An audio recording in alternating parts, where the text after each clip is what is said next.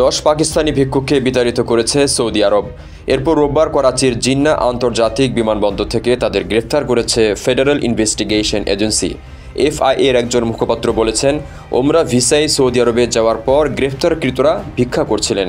তারা রাজানপুর, কাশবর, নাউশাহারো, ফেরোজ, লাহোর, পেশাওয়ার, মোহাম্মদ এবং লারকানার বাসিন্দা। গ্রেফতারকৃতদের বিরুদ্ধে ব্যবস্থা নেওয়ার প্রক্রিয়া চলছে বলে জানান এই কর্মকর্তা। সেই সঙ্গে বিদেশে কেউ যেন বিভিন্ন ভিসায় ভিক্ষা করতে যেতে না পারে তা ঠেকাতে পাকিস্তানের সব বিমানবন্দরে কড়া যাচাই বাছাই নেওয়ার নির্দেশ দেওয়া হয়েছে। রেমিটেন্স যোদ্ধাদের ঢাকায় বিশেষ ছাড়ে রেডি ফ্ল্যাট দিচ্ছে শতভাগ বিশ্বস্ত ও নির্ভরযোগ্য প্রতিষ্ঠান প্রবাসীর সিটি। এর আগে 2024 সালের নভেম্বরে পাকিস্তানের স্বরাষ্ট্রমন্ত্রী মোহসিন নাকভি এবং সৌদি রাষ্ট্রদূত নওয়াফ বিন সাঈদ আহমেদ আল মালিকির বৈঠকের পর পাকিস্তান সরকারের এক্সিট কন্ট্রোল লিস্টে 4300 ভিক্ষুকের নাম তালিকাভুক্ত করে।